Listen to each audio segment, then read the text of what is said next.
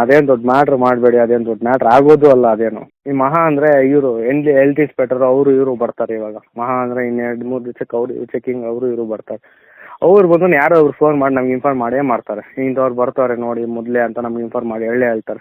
ನಾವು ಅವಾಗ ಏನು ಮಾಡಬೇಕು, ಆ ವ್ಯವಸ್ಥೆ ಮಾಡೇ ಮಾಡ್ತೀವಿ. ಸ್ಟೇಷನ್ವರೆಗೂ ಹೋದ್ರು ಅಲ್ಲಿ ಸ್ಟೇಷನಿಂದ ಡ್ರೈವರ್ ಆದ್ರೂ ಫೋನ್ ಮಾಡಿ ಹೇಳ್ತಾನೆ, ಅದೇ ಇಂಥವ್ರು ಬರ್ತಾರೆ ವ್ಯವಸ್ಥೆ ಮಾಡಿ ಅಂತ.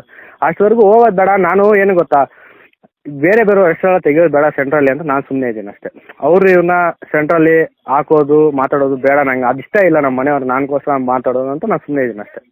ನಾವು ಫಸ್ಟ್ ಇಂದ ಮಾಡ್ತಾ ಇದ್ದು, ನಮ್ಮ ಮಾವ ಇದ್ರ ಸುಮಾರು ವರ್ಷದಿಂದ ನಮ್ಮ ಮಾವ ಅವ್ರ ಜೊತೆಲಿ ನಾವು ಇದು ಮಾಡ್ತಾ ಇದ್ದೀವಿ.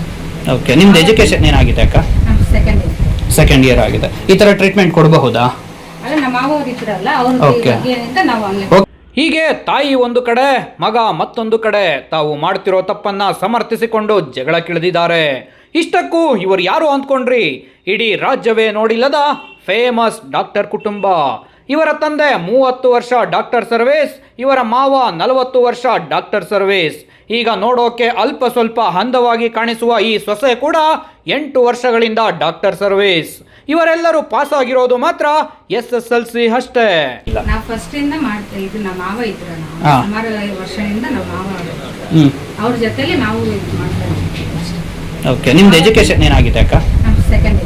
ಸೆಕೆಂಡ್ ಇಯರ್ ಆಗಿದೆ. ಈ ತರ ಟ್ರೀಟ್ಮೆಂಟ್ ಕೊಡಬಹುದಾ? ಅಲ್ಲ, ನಮ್ಮ ಮಾವ ಅವ್ರು ಇದ್ರಲ್ಲ ಅವ್ರ ನಾವು ಹಂಗೆ. ನಮ್ಮ ಕರ್ನಾಟಕದಲ್ಲಿ ಮಾತ್ರ ಇಂತಹ ಫೇಮಸ್ ಡಾಕ್ಟರ್ ಕುಟುಂಬ ಸಿಗೋಕೆ ಸಾಧ್ಯ ಅನಿಸುತ್ತೆ. DHO, THO ಇವರೆಲ್ಲ ಈ ವೈದ್ಯ ಕುಟುಂಬದ ಎಂಜಲು ಕಾಸಿಗೆ ಬದುಕುತ್ತಿದ್ದಾರಂತೆ. ರೈಡ್ ಮಾಡೋಕ್ಕೂ ಮೊದಲೇ ವಿಷಯ ತಿಳಿಸಿ ರೈಡ್ ಮಾಡ್ತಾರಂತೆ. ಪೊಲೀಸರು ಸಹ ಈ ಫೇಮಸ್ ಕುಟುಂಬಕ್ಕೆ ಸಾಥ್ ನೀಡ್ತಾರಂತೆ. ಅದೇನು ದೊಡ್ಡ ಮ್ಯಾಟ್ರ್ ಮಾಡಬೇಡಿ, ಅದೇನು ದೊಡ್ಡ ಮ್ಯಾಟ್ರ್ ಆಗೋದು ಅಲ್ಲ ಅದೇನು. ಈ ಮಹಾ ಅಂದರೆ ಇವರು ಹೆಲ್ತ್ ಇನ್ಸ್ಪೆಕ್ಟರ್ ಅವರು ಇವರು ಬರ್ತಾರೆ ಇವಾಗ. ಮಹಾ ಅಂದರೆ ಇನ್ನು 2-3 ದಿವಸಕ್ಕೆ ಅವರು ಚೆಕಿಂಗ್ ಅವರು ಇವರು ಬರ್ತಾರೆ.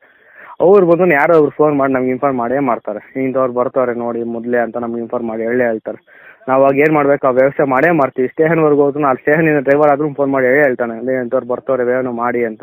ಅಷ್ಟವರೆಗೂ ಹೋಗೋದು ಬೇಡ. ನಾನು ಏನು ಗೊತ್ತಾ, ಬೇರೆ ಹೆಸರೆಲ್ಲ ತೆಗಿಯೋದು ಬೇಡ ಸೆಂಟ್ರಲ್ಲಿ ಅಂತ ನಾನು ಸುಮ್ಮನೆ ಇದ್ದೀನಿ ಅಷ್ಟೇ. ಇಂತಹ ಅನಕ್ಷರಸ್ಥ ವೈದ್ಯರಿಂದ ಎಷ್ಟೋ ಪ್ರಾಣಗಳು ಬಲಿಯಾಗ್ತಿದೆ. ಕಾಸಿನ ಆಸೆಗೆ ಬಿದ್ದು ಅಲ್ಪ ಸ್ವಲ್ಪ ವಿಚಾರ ತಿಳಿದು ಶುರು ಮಾಡುವ ಇಂತಹ ನಕಲಿ ಕ್ಲಿನಿಕ್ ಬಂದ್ ಹೋದ್ರೆ ಅದು ಜನರಿಗೆ ಅವಮಾನ ಅಲ್ಲ, ಜಿಲ್ಲೆಯನ್ನ ಕಾಪಾಡಬೇಕಾದ ಜಿಲ್ಲಾಧಿಕಾರಿಗೆ ಹಾಗೂ ಅವಮಾನ.